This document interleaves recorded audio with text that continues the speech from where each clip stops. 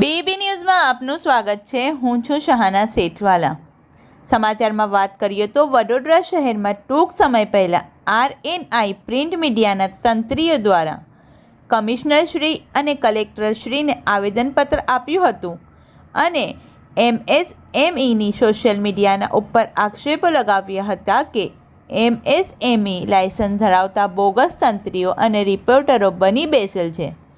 તેઓએ જણાવ્યું હતું, જેનો આજ રોજ ટાઈમ્સ ઓફ ગુજરાત ન્યૂઝ મીડિયાના તંત્રી શ્રી હુસૈનભાઈ મુલતાનીએ ખુલાસો કરતા જણાવ્યું હતું કે પ્રિન્ટ મીડિયા અને એમએસએમઈ સોશિયલ મીડિયાના પ્લેટફોર્મ અલગ છે અને આરએનઆઈ અને એમએસએમઈ લાયસન્સ સેન્ટ્રલ ગવર્મેન્ટ દ્વારા ફાળવવામાં આવતા હોય છે, જે ખોટા સાબિત કરી શકાય નહીં। વધુમાં હુસૈનભાઈ મુલતાનીએ જણાવ્યું હતું કે સુપ્રીમ કોર્ટ અને ભારતના લોકલાડીલા વડાપ્રધાન નરેન્દ્ર મોદીજીએ સોશિયલ મીડિયાના પત્રકારોને વધુ વેગ આપ્યો હતો અને ગુજરાતના મુખ્યમંત્રી શ્રી ભૂપેન્દ્રભાઈ પટેલે પણ વડોદરામાં પૂર સમય આવેલ તે સમયે પણ સોશિયલ મીડિયાની પ્રશંસા કરી હતી।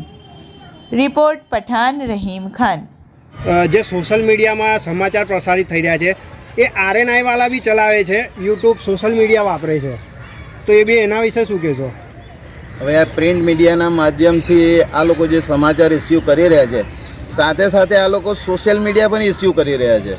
સોશિયલ મીડિયાના માધ્યમથી બી આ લોકો સમાચાર પ્રસારિત કરી રહ્યા છે। ખરેખર પ્રિન્ટ મીડિયાવાળા સોશિયલ મીડિયાના અંદર સમાચાર પ્રસારિત કરી શકતા નથી, પરંતુ તો પછી આને શું કહેવાય? આને શું કહેવાય કે ખરેખર આ કોણ બોગસ કહેવાય? પ્રિન્ટ મીડિયા બોગસ કહેવાય કે સોશિયલ મીડિયાના લોકો બોગસ કહેવાય? હું તો તમને ખાલી એટલું જ જણાવીશ કે જ્યારે પ્રધાનમંત્રી નરેન્દ્ર મોદીજીએ પણ સોશિયલ મીડિયાને વેગ વધુ આપ્યો છે અને આ એક પ્લેટફોર્મ બે બનાવ્યા છે, એક પ્રિન્ટ મીડિયાનું પ્લેટફોર્મ અને બીજું સોશિયલ મીડિયાનું પ્લેટફોર્મ। સોશિયલ મીડિયાના પ્લેટફોર્મના ઉપર દરેક સમાચાર સાચા જ હોય છે। કોઈ દેશ કોઈ પોતપોતાના સમાચારો પોતાના ઘરના બનાવતા નથી। જે શહેરના અંદર જે પણ ઘટના બને છે, જે પોલીસ પ્રશાસનની હોય કે અધિકારીઓની હોય કે સામાજિક પ્રજાની હોય, દરેક સમાચારોને સાચી સેવા આપતા આજે સોશિયલ મીડિયાના માધ્યમથી લોકોને જણાવવામાં આવે છે અને એ લોકોને ખરેખર તો સોશિયલ મીડિયાના માધ્યમથી જે રીતે સમાચાર પ્રસારિત થયા હોય છે એ બિલકુલ સાચા અને બિલકુલ સચોટ હોય છે। અમારા લોકોને સોશિયલ મીડિયાવાળા અમે એમએસએમઈના જે લાયસન્સ ધરાવનારા છે, શિક્ષણ અધિકારીઓ અમને આમંત્રણ આપે છે, પોલીસ કમિશનરશ્રીમાંથી આમંત્રણ આપવામાં આવે છે। અત્યારે ટૂંક સમય પહેલાં જ લીમવાલી મસ્જિદ પાસે સાયબર ક્રાઇમની ઓફિસે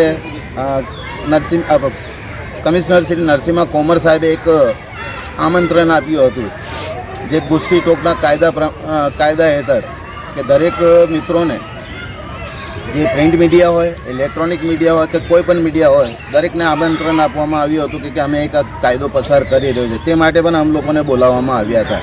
તો શું આ ખોટું છે?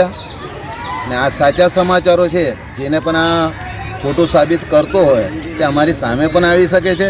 આ તો પછી અમે માનહાનિનો કેસ એના ઉપર દાખલ પણ કરીશું અને આ બધા વિષયની ઉપર બધી ચર્ચા અમે ટૂંક સમયમાં કરવાના છીએ। અમે ખોટા છે તો અમને સાબિત કરે, બરાબર?